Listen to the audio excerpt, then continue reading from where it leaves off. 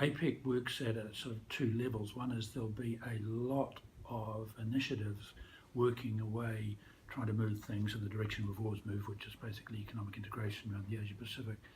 In terms of the big ticket items, I don't necessarily think there's going to be anything which is going to capture the headlines in a major new way, because this year Peru has devoted things to consolidating work that's happened over the last couple of years, which takes years to happen anyway, which we're very pleased about. And so for me, the big things will be, just running through headings, will be more on connectivity, will be more on services, will be more on SMEs, and will be more on FTAP. Now, in addition to that, Peru's also had themes about human development, capacity building, and that's taking into account the fact that APEC's been doing a heap of things around the borders and behind the borders, and we're realising we need to spend more time on helping economies actually implement those things, so you can get all the aspirational stuff you like going, but it doesn't happen unless it's really entrenched amongst customs officers, immigration officers, supply chain managers, all of that sort of stuff. So while that's not headline stuff, that's very important. Secondly, there will be a theme on food security. That's always an important tension for APEC, because we're all very aware that agriculture is the sector that's done least well in terms of liberalisation across borders, but it's also the sector that's most intensely difficult to deal with, because for some economies food security is everything, is terribly important. So there Peru is trying to sort of straddle that space between saying, yes, we know that we've got to keep working on food security, but we're also trying to get the benefits of internationalisation where appropriate. And SMEs, we're picking up on a lot of what happened last year. So the deal there is that internationalisation and the benefits out of that have really been the preserve of multinationals and government-owned enterprises for some decades, and it's only now that we're really being able to exploit the fact that two things. One, supply chains offer some big opportunities for SMEs under certain circumstances to clip on and enjoy the benefits of quality and market access and stuff like that. Secondly, the way that electronic marketing, electronic channels, electronic payments and all the rest of it are going is offering these massive opportunities to SMEs, some of whom would be rural, small, unconnected, and be nowhere near international markets in the past, it suddenly can. So that's still going to be the focus for the SME, modernising SME stuff.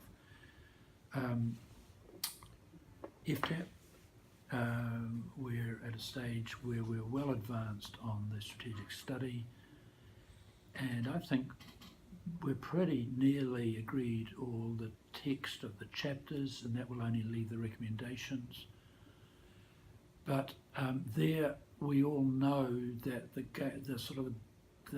playing field's changed a little bit, or I should say hasn't evolved as we expected, because TPP is now not yet ratified anywhere, and in particular obviously there's a lot of focus on will it get ratified in the US, and if so when, and could it be during the lame duck period? Maybe, we just don't know, but if it was, then that'll be precisely when it'd be precisely the week before and the week during the leaders' meeting.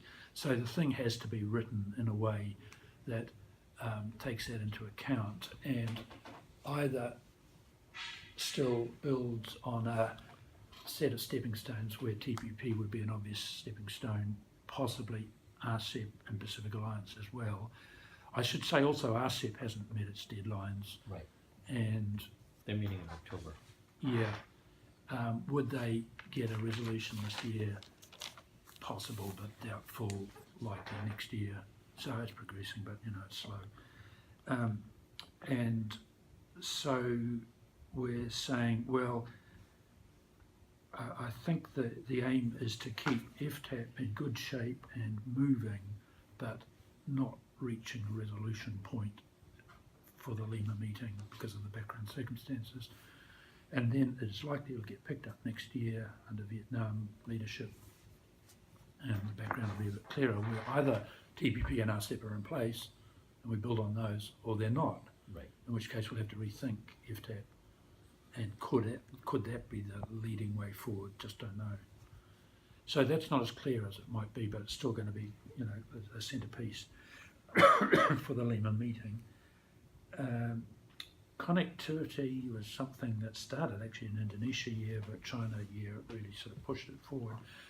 And there's now quite a lot of this, we're sort of populating the blueprint with a lot of things and targets. So some of those will be there in a fairly headline sort of way.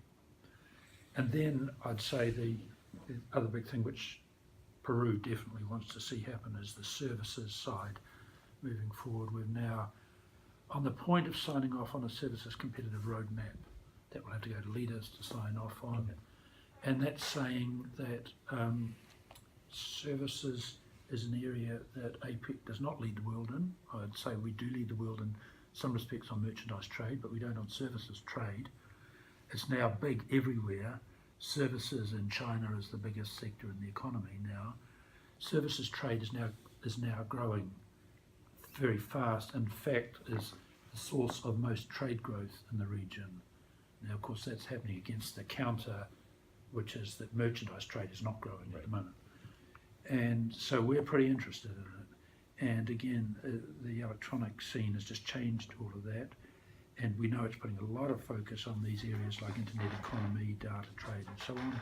We know when we get services people together in the room, they just talk a different language. They're not talking about tariffs and quotas and those sort of things.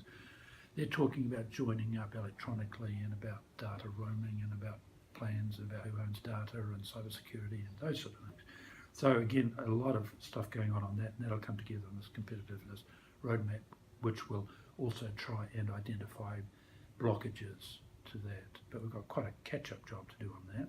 But it's not a bad time to be doing it, given the technology, which is there not just for developed economies, but for everybody. So I think those are the bigger things. When you look at services